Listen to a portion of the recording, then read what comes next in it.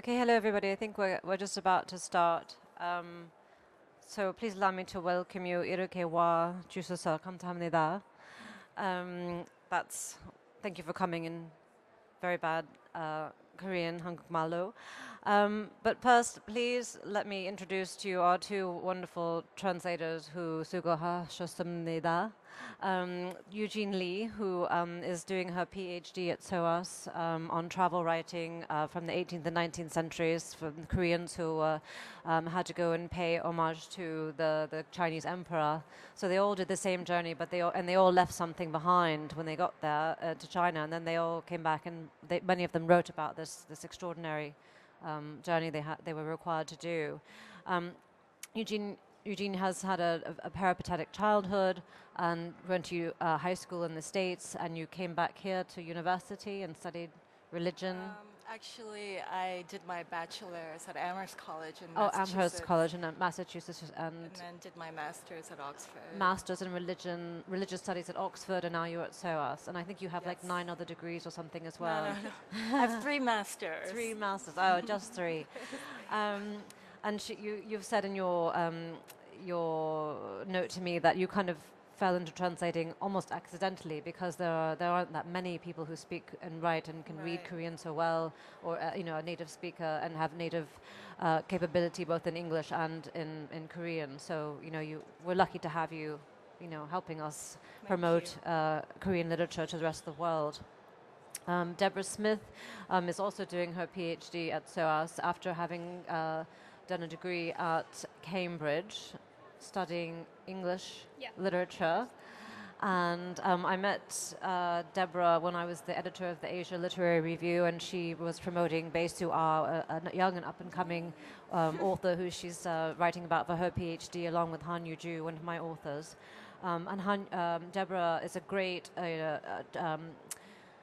a champion of Korean literature and is now the translator of Han Gang's The Vegetarian, which is going to be published by Portobello Books this year.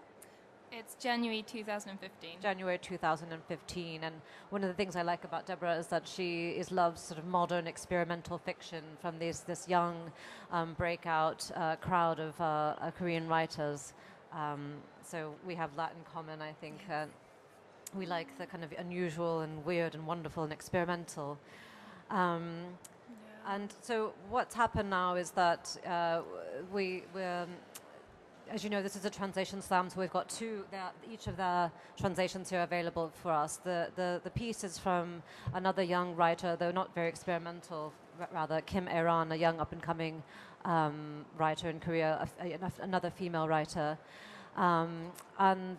This was chosen by Helen at Korean Literature and Translation Institute, who have been really fantastic about supporting and promoting Korean literature translating Korean literature into English. As you know, they're kind of like the Korean version of English Pen.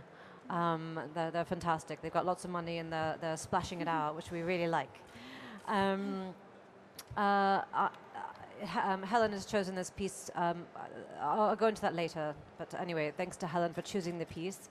A little bit about me. I was an editor in London for about 13 years, doing fiction and non-fiction, initially for Weidenfeld.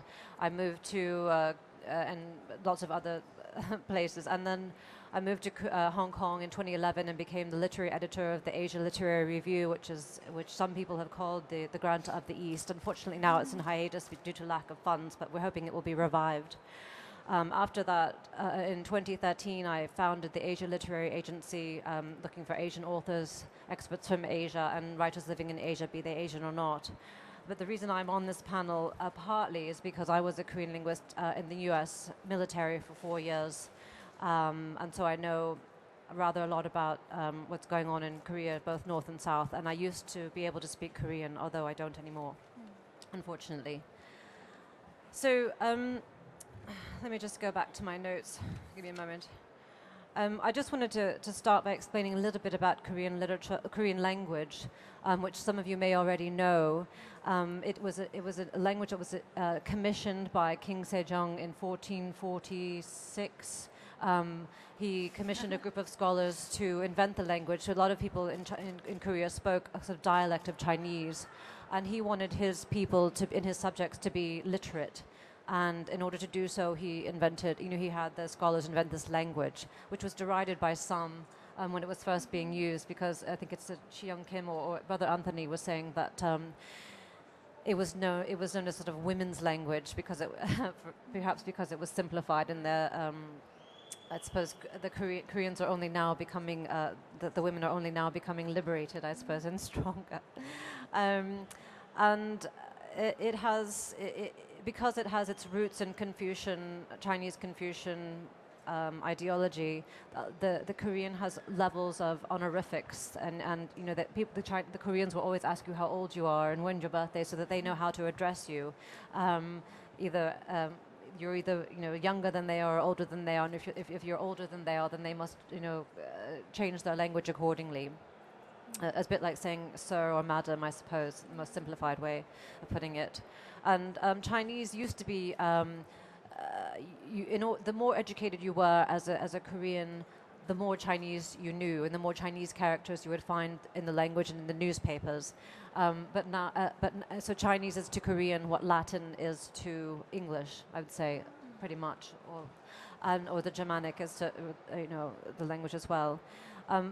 But now Korean, as the Korean economy has blossomed, and their culture is becoming more confident, they are actually getting rid of the Chinese and using more pure Korean, and they're actually using a lot more English language as well, aren't they? So when I went to Korea last time, I saw a word that said elevator. It's just a phonetic language, and I thought, what's elevator? And I thought, oh, it's elevator or lift. I wanted to talk as well, just briefly, about there are two schools of interpretation about translation. I suppose many of you will know here about translation as a literal art, or being a literal. There are two schools of thought. Should the translation be literal, or should it be more artistic and interpretive? And there's this sort of dialogue, isn't there, amongst the translating community about which is better. I think also what we must consider when we're looking at translation is the translator from the into English, are they from the US or from the UK? Because I think that informs the way that the work is translated. And here we have a perfect example of that. Eugene she's very influenced by her American background and your upbringing, and of course. You're British.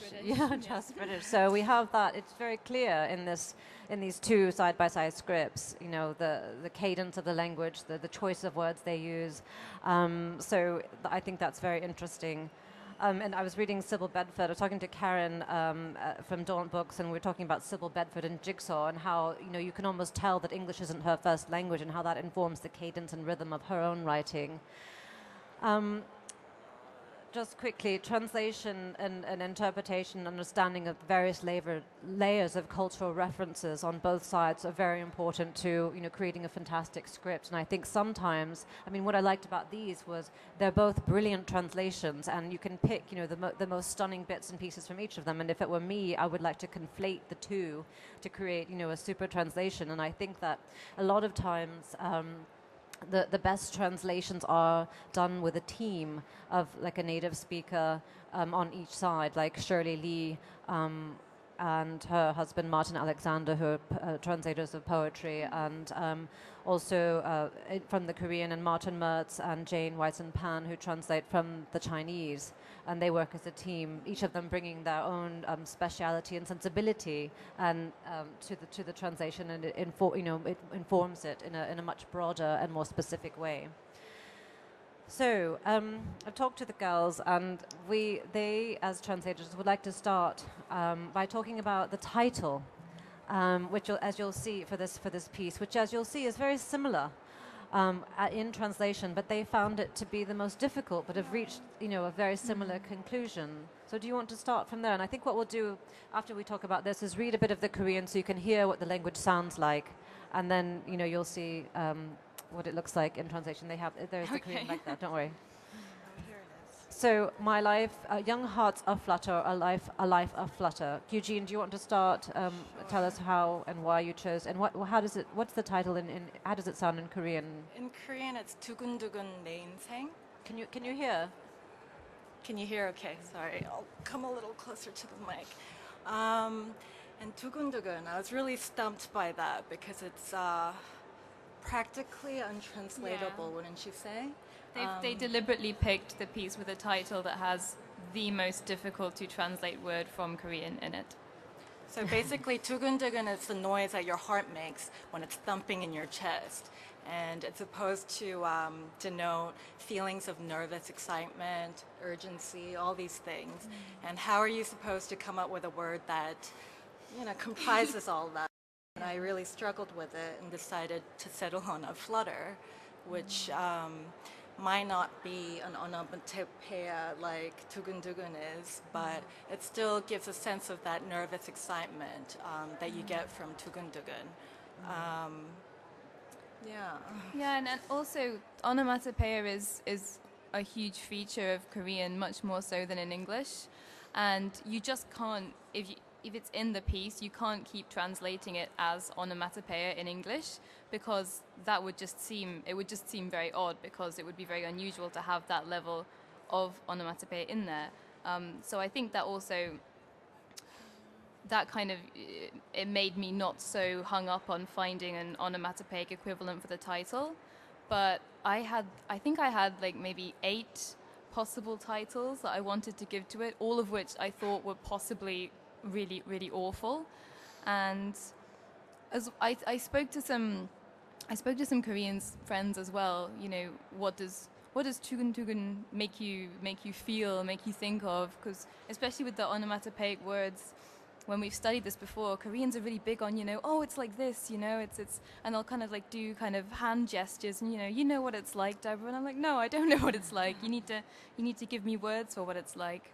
And but something that a lot of people said about it as well was that it kind of gave them a feeling of nostalgia, that it was for that time in their youth when everything seemed sort of up in the air and aflutter in that sense.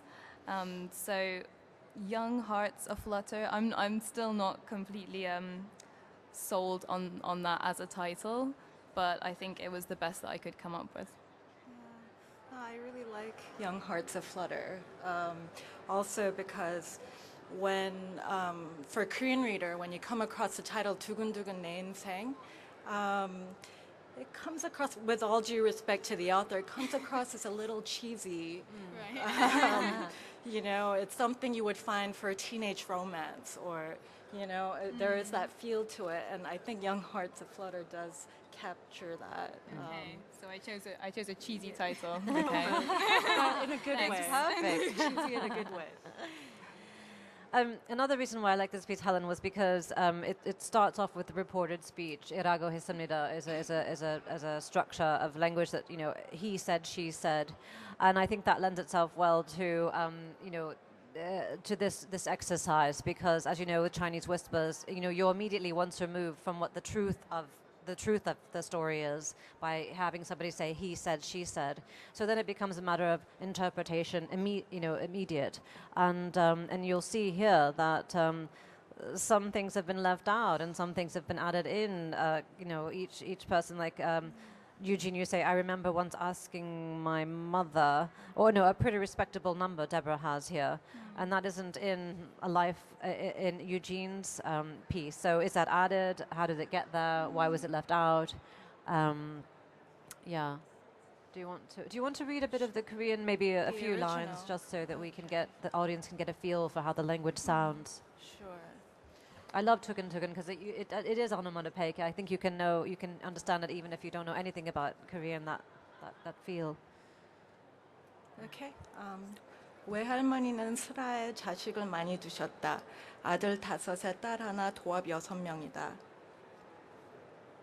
Should I keep going? Okay. 언젠가 나는 엄마, 외할머니는 외할아버지랑 평생 사이가 안 좋았다면서 왜 그렇게 자식이 많아? 라고 물은 적이 있다. 어머니는 그지? 나도 그게 궁금해서 내 외할머니한테 물어본 적이 있거든. 근데 그게 정말 가뭄에 콩나듯 할 때가 있었는데 그때마다 덜컥덜컥 애가 들어섰다더라. 민망해하면서 답해 주었다.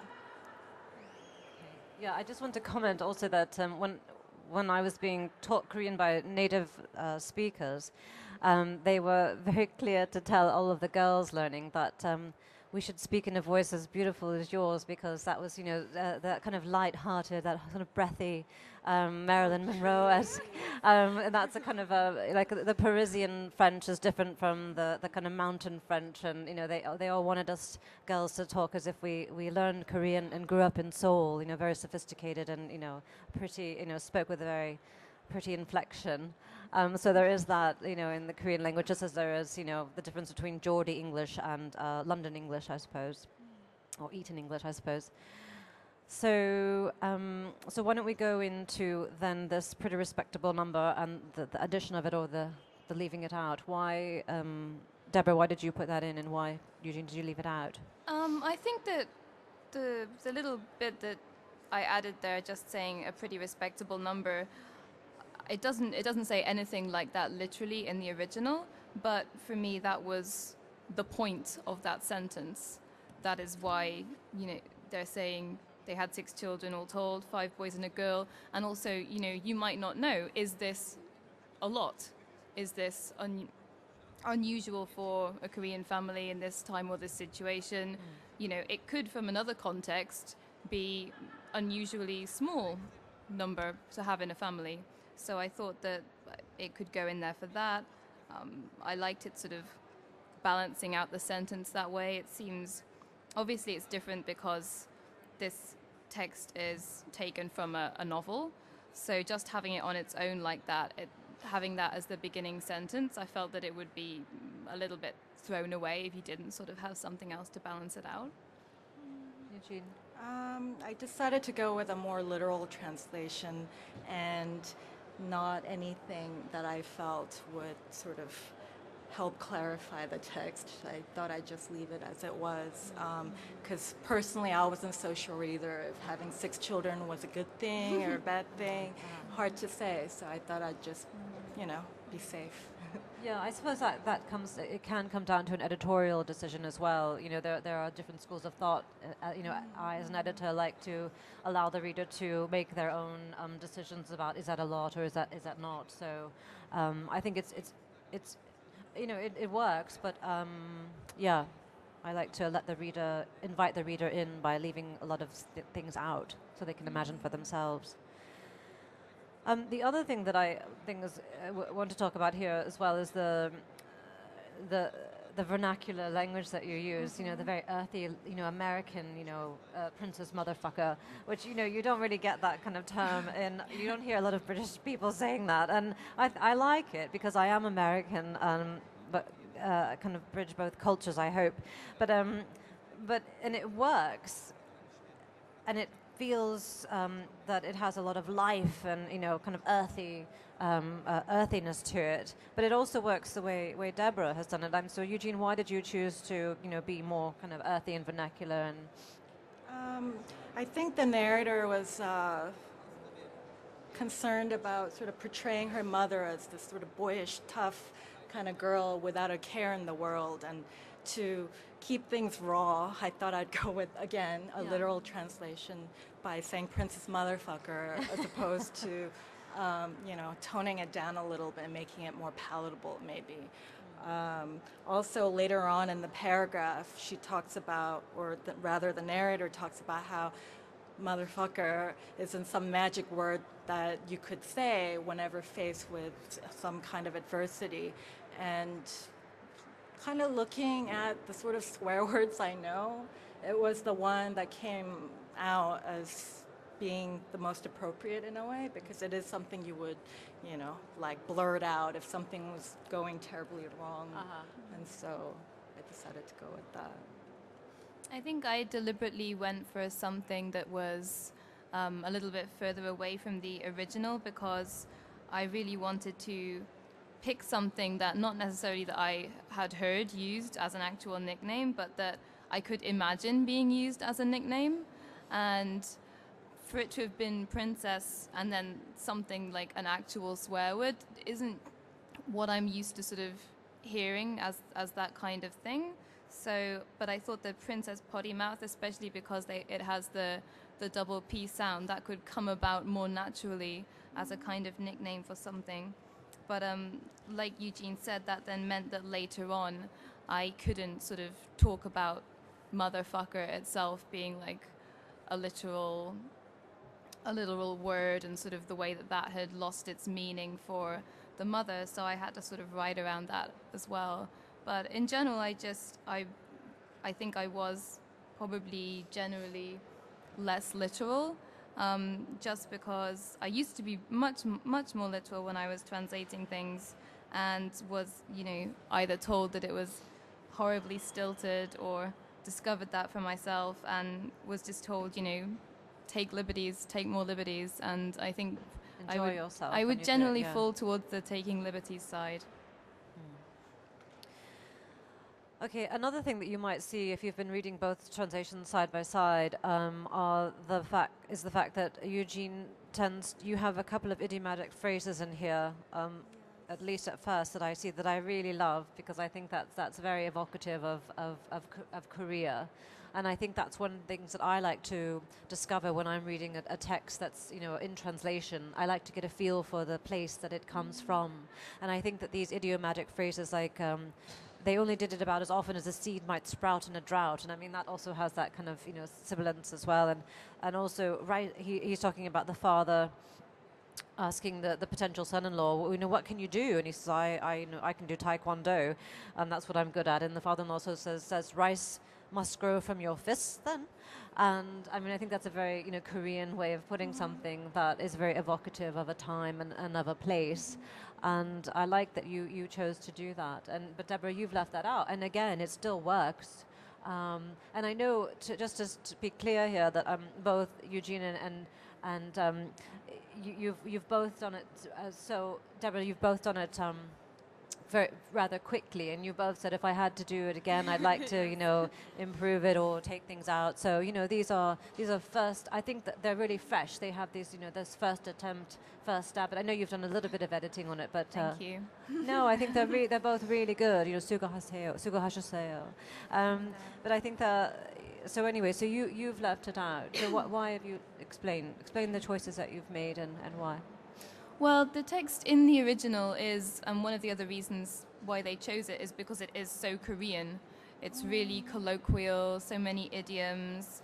Anytime you have, old people speaking some kind of dialogue in a Korean novel, it's sort of a non-standard kind of speech, so you have to translate it in a more colloquial way. But for me, the way that I almost always translate that kind of colloquialism and that sort of rough and ready feeling is to translate it into what I think of as very colloquial British English, even not a specific regional English. I would try to stay away from that, because if you have people from the south of Korea sounding like they're from Newcastle or something like that, then it always sounds really weird to me. But there are certain phrases and idioms that aren't so tied to one particular region.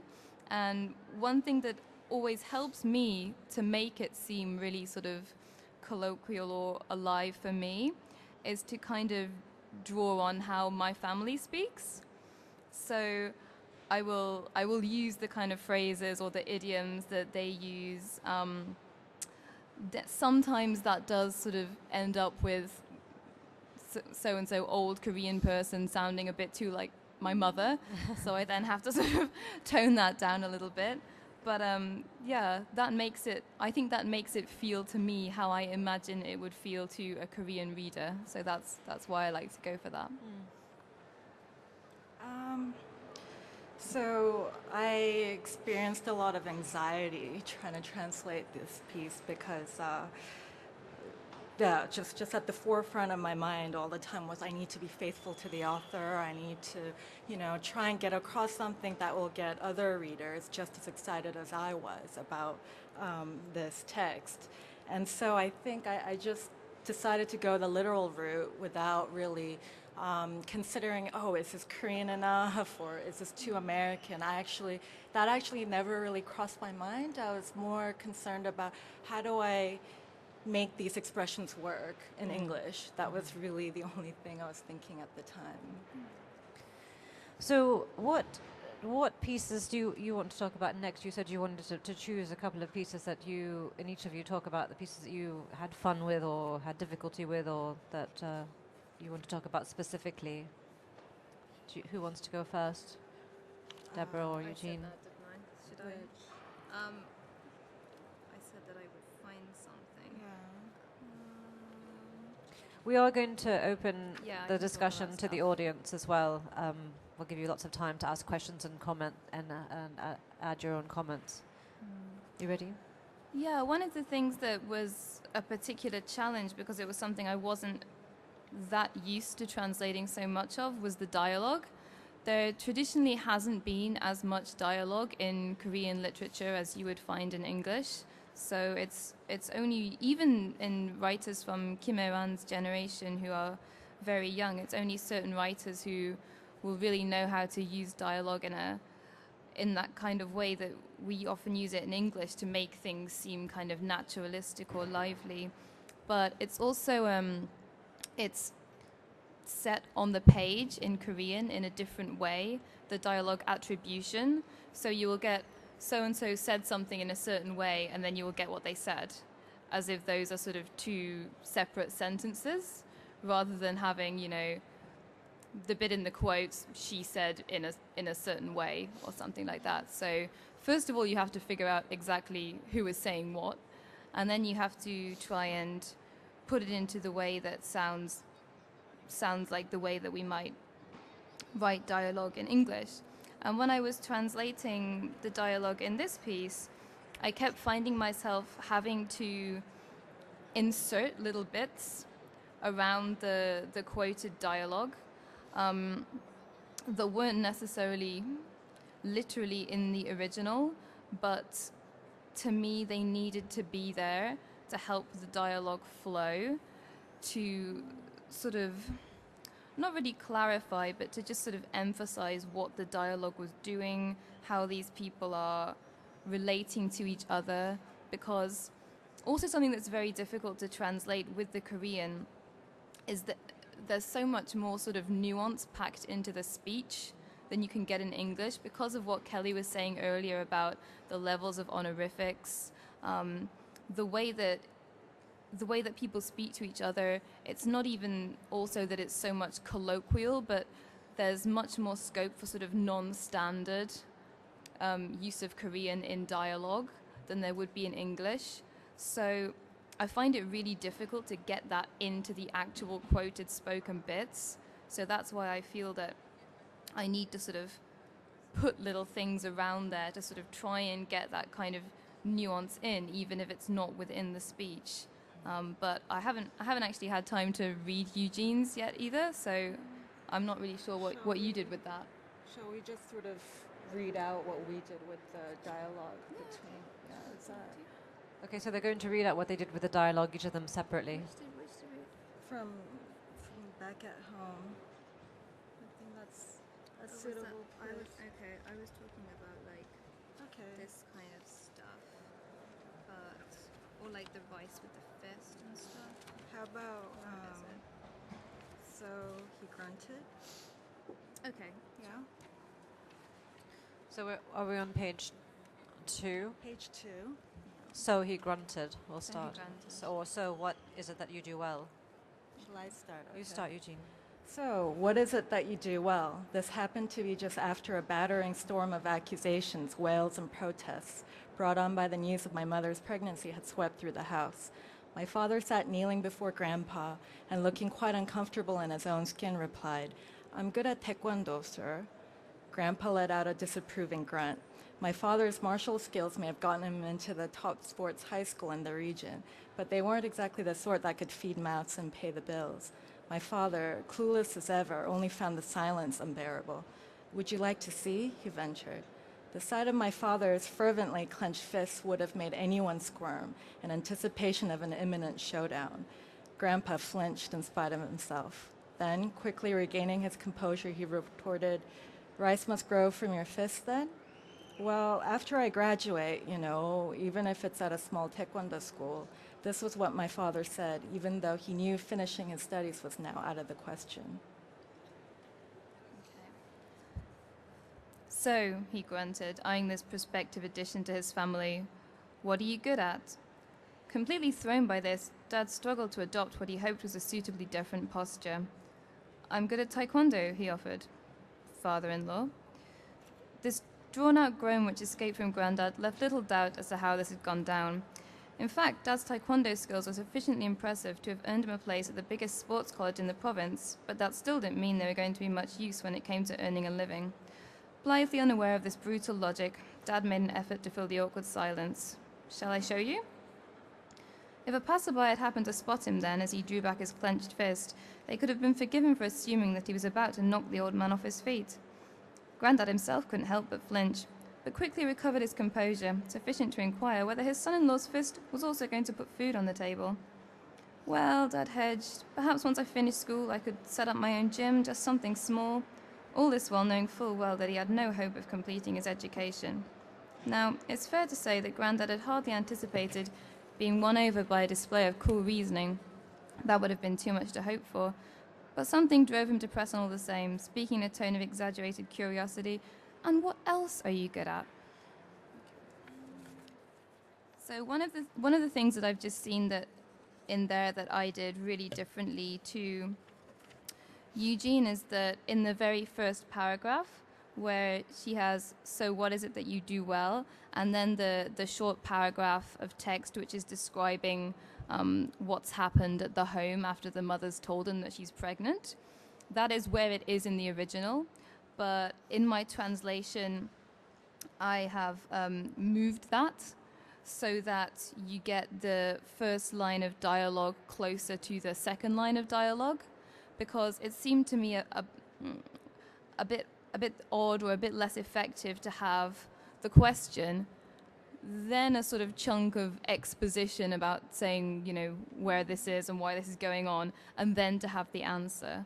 And I think that I've probably done something similar in a few other places as well, just to make it sort of seem even more like they are actually speaking to each other, that this is sort of a real dialogue rather than, we have a little chunk, then we sort of have a bit of narrative, then we have a little chunk again.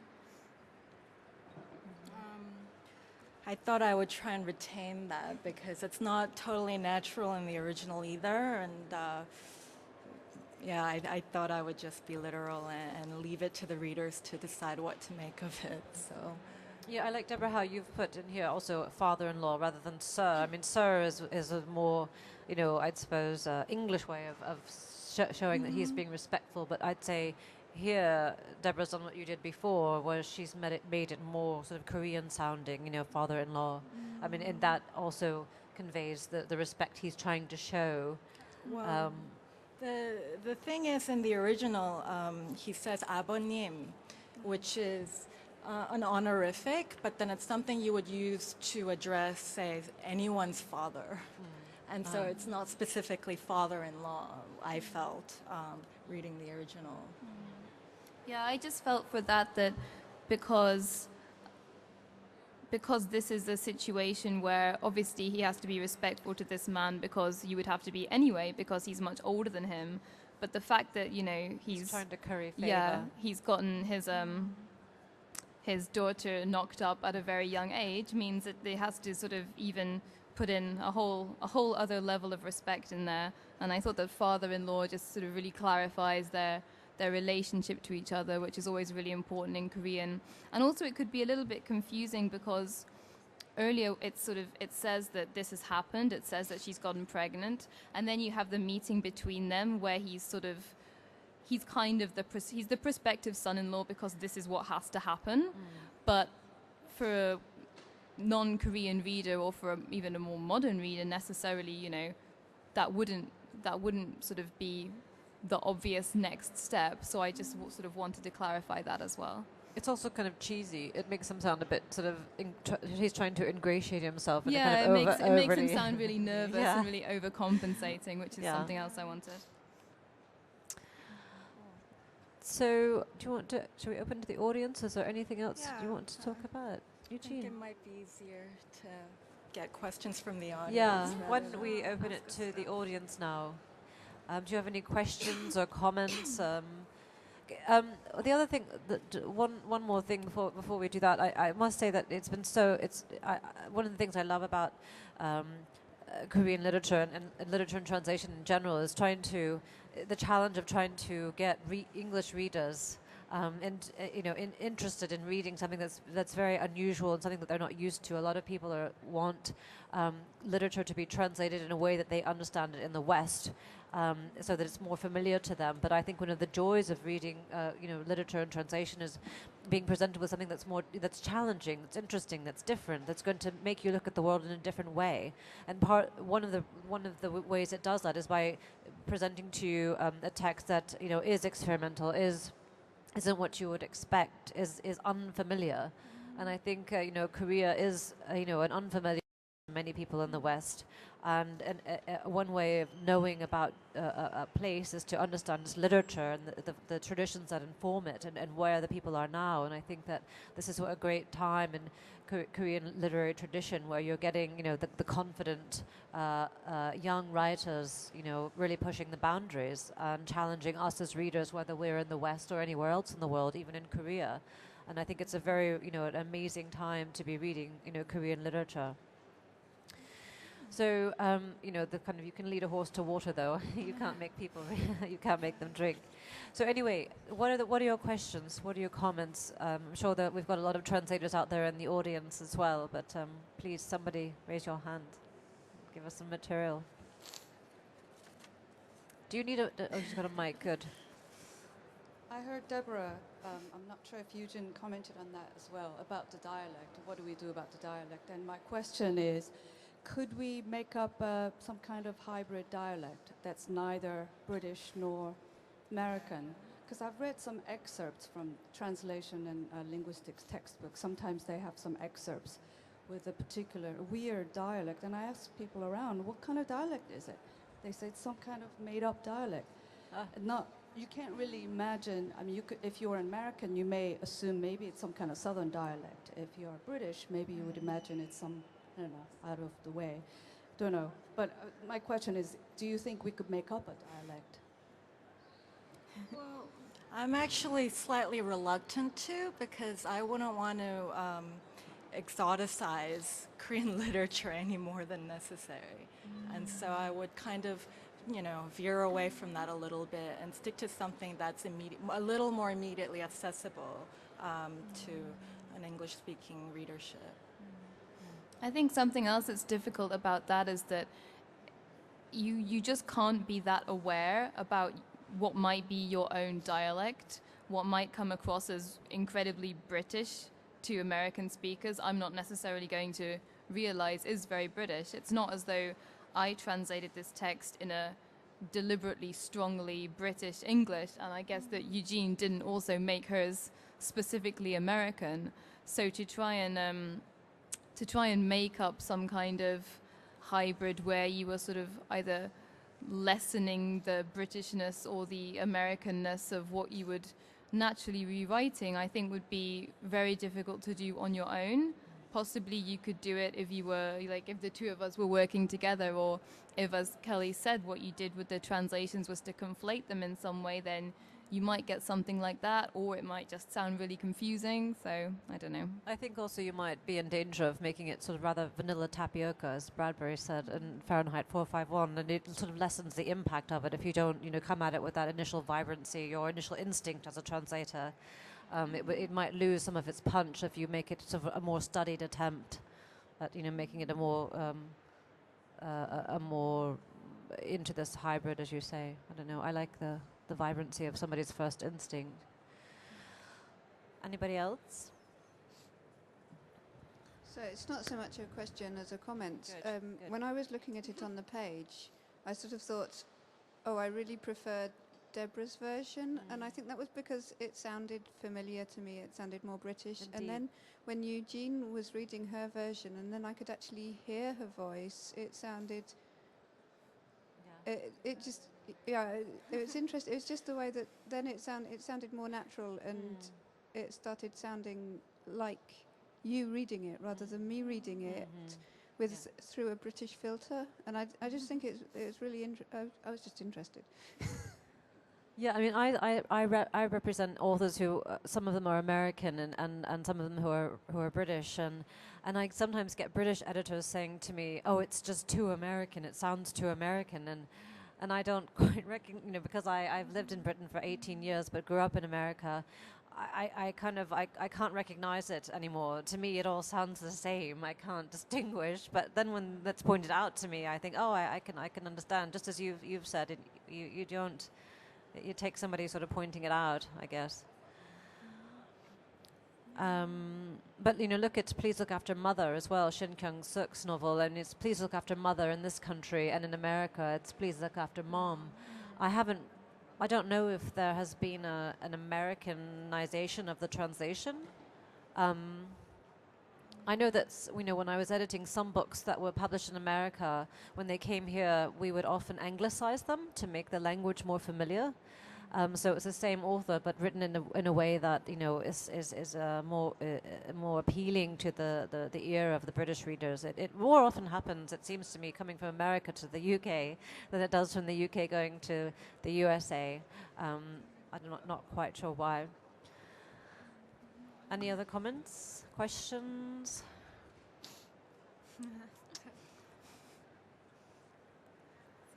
Grace, will you tell us who you are? Will you explain? Yeah, you should. Sorry, I teach Korean literature at SOAS, and in fact, these two very talented students are my PhD students. But my question is for Eugene, because theoretically, being bilingual in the source text language and the target language would seem, to be the ideal thing. Indeed, yeah. But based on my own experience and practice, actually it could be a hindrance. Yes. And I just wondered how you felt about this as someone bilingual. I did discover some pitfalls to knowing both languages because when I was reading the original, because it made sense to me quite, without any kind of, it didn't take very much effort to understand the text. I was a little careless. I wasn't reading the text as closely as someone who would practically be studying the text might. And so from there, from careless reading number one to translation attempt number one, I'm already losing a lot of things there. And the other thing that I also noticed was that because I'm juggling these two languages that both make very good sense to me, sometimes I do get a little bit careless in terms of would this make sense to someone who only knows one out of the two languages? And so I realized that I would have to be a lot more self-aware and conscious of what I'm doing, whether it's in the reading stages or in the translating stages, just because it all kind of makes sense to me personally, but it might not to others. Yeah, when I was at the review and Martin Alexander was there with Shirley Lee, and they were translating Jang Jin-sung's poetry, and I think they translated one of Kim Hye-sun's poems as well. And Shirley speaks Korean, and she's bilingual as well, and speaks a bit of Spanish as well. But so she and Martin, who's a poet and an editor, would argue over one particular word, and it was great to see this. She would come at it instinctively, and then he would help her hone it and make it, really sparkle and really shine with his, sensibilities as a poet and as a linguist as well, and as a British person, with a British sensibility. So, and she has a kind of a British sensibility as well. But to see them work together and sort of edit each other and argue over certain words and phrases and, nuances, it was really interesting to see that the poem really come alive through their, dialogue with one another. The other thing is that you could end up being a little too attached to your interpretation of it. Yeah. Just because I found myself becoming very possessive over, my translation, and perhaps not being as open-minded as I could have been. Oh, and in relation, question to Deborah, as someone who has excellent knowledge of Korean language, but Thank who you, is Grace. but who's not, who's a native English speaker, first and foremost. What are your experiences in that? Because, for instance, there's always this issue when translations come out, how it's received in the local culture. Sure. And for instance, in the Korean context, some Koreans will say, "Oh, but this is not accurate. Yeah. They didn't retain this, right?" Versus when it's actually in translation, for the target text readers, their views might be different. So it's kind of a related question, but if you could say something about Yeah, that. I mean, I think that as much as I, wish that I was also completely bilingual, I think that there are sort of pros and cons both ways. But one of the things that I found when I was translating it is that, especially with a piece like this, which is so Korean, which it would be a help to be a bit more Korean to be translating. There were certain pieces where I either had to look it up in the dictionary, I had to ask a friend who is here in the audience. Thank you, Kyung-soo, for replying to my email very quickly. But some of the things with that, if you're not sort of as completely familiar with it as someone who is bilingual, there's the kind of danger of overworking it, of overthinking it. There might be a particular word or phrase which in different contexts could mean different things. It could have different nuances of interpretation, and there were certain places in here where I think that I probably tried to pack too much in, and that a Korean, reading that in Korean, it wouldn't necessarily have been a big deal. It's just one word in a sentence. It's not necessarily, the meaning is not sort of hanging there. So maybe those parts of my translations, I think, are the parts that I would go back and change if I'd have had more time, so that it was sort of more in line with the original experience. I think part of being, bilingual is understanding the culture so, intrinsically. And Maya Jaggi was asking me the other night, she'd gone to Korea, and she said, but I don't understand their sense of humor. Do they have a sense of humor? And I said, oh, they're very funny. And I said, but it's like when I moved, I was explaining to her about Kim Young-ha and ice cream, that lovely story that we published in the review. And, I said, you have to understand the cultural references. Humor is all about the cultural references, the history of a place, what people have overcome. Even when I moved from USA to UK, I didn't understand the humor, and I have a very dry sense of humor, but I just didn't get it because so much of what was funny was, about television programs or, things that happened in the past. And so I think that understanding of somebody's culture and the things that you've grown up with really inform the way you will, interpret or translate a script. And I think that's why sometimes it's good to have two people. Look, I mean, that's what an editor is for, though, as well. I have a question for Deborah. Okay, good. So you've said a couple of times how Korean this text, the original, comes across, and I'm actually quite baffled as to why you find it so Korean. Like, what does being Korean mean? Well, I think part of it is the aspects of Korean literature and the language that are particularly present in this that aren't so much. Maybe it's not that it's more Korean. It's a different type of Korean literature than the type that I'm more used to translating.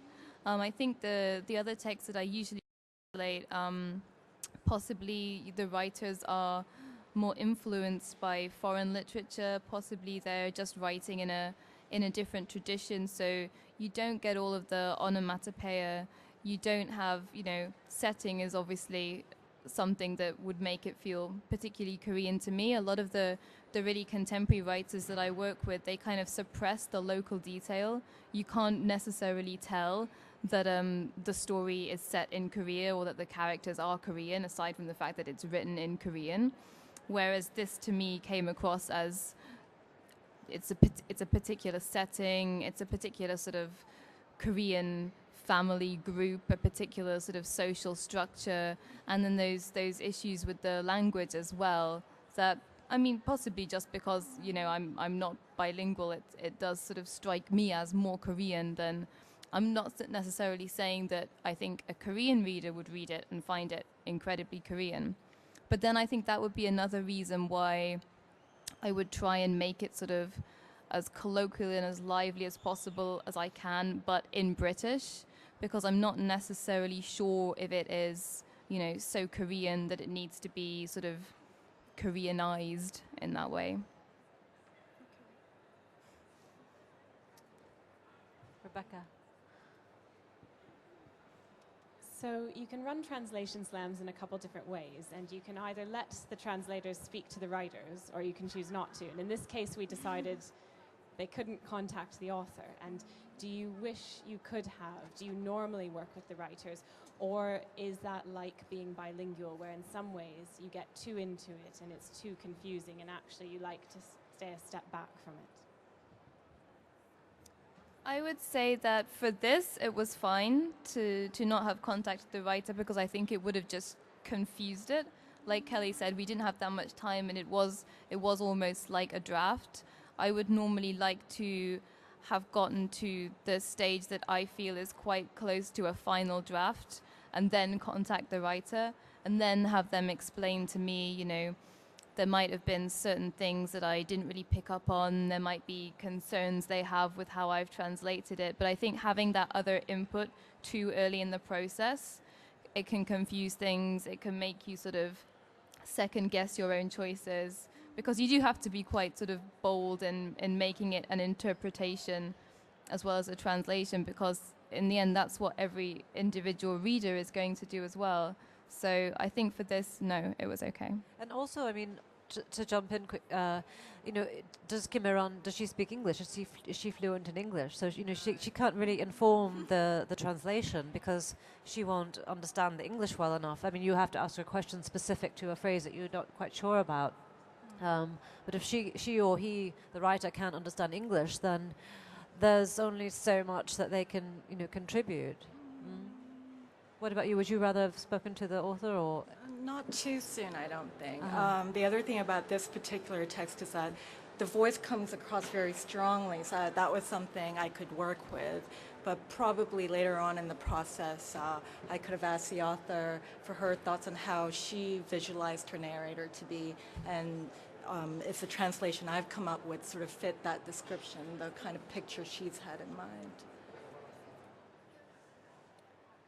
I think we're almost out of time. We have time for maybe one more question, if anybody would like to ask or comment, or no, maybe we'll just wrap up. Oh, yeah, good. Last question. Last question or comment. Okay, hi. This is not a question about the process. This is just a comment, an observation, an anecdote even. I think the first time I became aware that a translation, in this case, a translation of a title, need not be literal at all, was in the case of a Korean movie several years ago by Hong Sang-soo. And it's about a young woman named Soo-jung. And the Korean title was simply, Oh, Soo-jung. And but when this same film played in international film festivals, it always had a huge crowd, because the translated English title was Virgin Stripped Bare by Her Bachelors. So, I think the translation was by Tony Raines, who does a lot of Korean movie titles. So sometimes it's for pragmatic commercial reasons. Indeed, indeed. Well, again, thank you all. I think we'll end it on that very happy note. Thank you all for coming and participating, and especially thanks to Eugene Lee and Deborah Smith for doing such wonderful translations. 수고하셨습니다. I keep saying that. That's my new favorite word, my new favorite phrase. And thank you also to Korean literature and translation for being such, you know, such wonderful people to work with, and helping us all make this book fair a success and make events like this very successful. Also to Rebecca, you've done, you know, you've been coordinating this very well, and to Penn, and, you know, to everybody who makes the world a more interesting place by helping us, you know, spread the word. Okay.